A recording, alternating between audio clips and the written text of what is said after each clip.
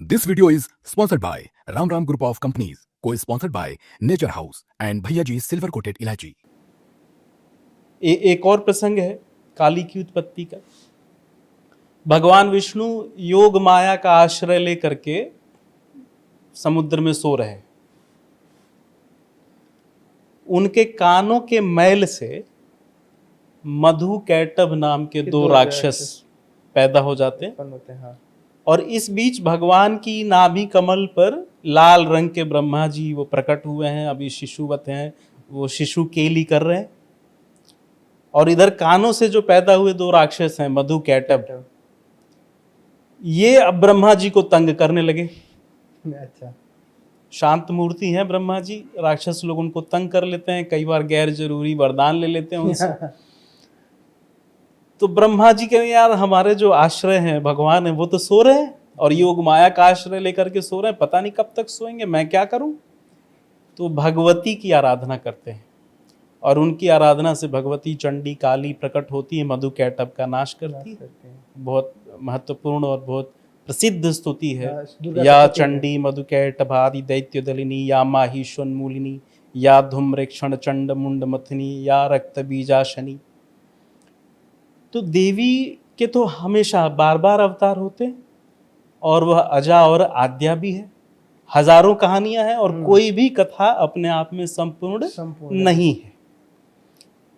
दरअसल काली एक ऐसा तत्व है जिसके बारे में कोई क्या ही तो कहेगा और कितना कहेगा, कितना कुछ कह लेने के बाद भी बहुत कुछ बचा रह जाएगा। आप देखिए पूरे संसार में, बल्कि कहूं कि पूरे ब्रह्मांड में एक भी तत्व ऐसा नहीं है जहां भय और प्रेम एक साथ उपजते हो। प्रेम से भय उपजता हुआ देखा जाता है संसार में। हम किसी को प्रेम कर रहे हैं, अरे मेरे बच्चे को चोट न लग जाए, यह प्रेम से उत्पन्न भय है। भय से भी प्रेम उत्पन्न होता है। रामचरितमानस की तो प्रसिद्ध उक्ति है, भय बिनु होई न प्रीत। मुख्यमंत्री नाराज न हो जाएं, इसलिए हम उनके आगे बड़े प्रेम पूर्वक रह रहे। दरोगा जी गुस्सा न हो जाएं, इसलिए बड़े प्रेम पूर्वक रह रहे। भय से प्रेम उपजता हुआ दिखता है, लेकिन भय और प्रेम इकट्ठा नहीं दिखाई देते। काली एकमात्र ऐसा तत्व है। आप काली का तस्वीर देखिए, काली की मूर्ति देखिए,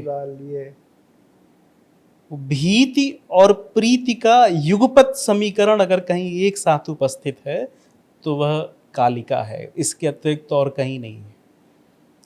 काली के स्वरूप का चिंतन करिए। ऐसे तो कालिका का कोई स्वरूप हो ही नहीं सकता, क्योंकि उसमें सभी वर्णों का समावेश है और कोई भी वर्ण नहीं है। सभी गुणों का समावेश है।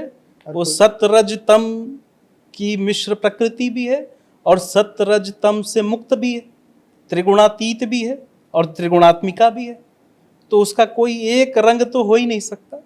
फिर भी हमने उसको काले रंग का दिखाया। क्यों काले रंग का दिखाया? शारदा तिलक तंत्र में एक सूत्र है। शारदा तिलक तंत्र कहता है दिक काल कृष्ण परिच्छिन्ना। दिक यानी दिशाएं, काल यानी समय, इन सबको परिच्छिन्न जो कर लेती है, जो महाकाल की भी स्वामिनी है, जो कालों की भी काल है, वह काली है। तो उसका कोई एक रंग नहीं हो सकता। तो जहां सभी रंग अनुपस्थित हों या सभी रंग उपस्थित हों तो वह काली है।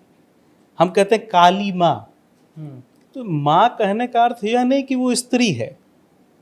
माँ इसलिए कहा जाता है कि यह जो संपूर्ण दृश्य अदृश्य चराचर ब्रह्मांड है, इसकी उत्पत्ति उसी से हुई है, इसलिए उसे माँ कह रहे हैं। वो तो परम ब्रह्म है और परम ब्रह्म का तो लिंग क्या होगा? परम ब्रह्म तो लिंग निरपेक्ष होगा। महाकाल रचित सुधासार स्तव नाम का एक ग्रंथ है, तो उसमें महाकाल ने क्या अद्भुत संज्ञा दी है। न च स्त्री न षंडः पुमान। ना तो वो स्त्री है, ना वो षंड है, ना वो पुरुष है, और यह तीनों भी है। क्यों है? क्योंकि वह अप्रमेय अलक्षणा है, उसमें सभी प्रमेय और सभी लक्षणों का वास है और वह सभी प्रमेयों और सभी लक्षणों से मुक्त भी है।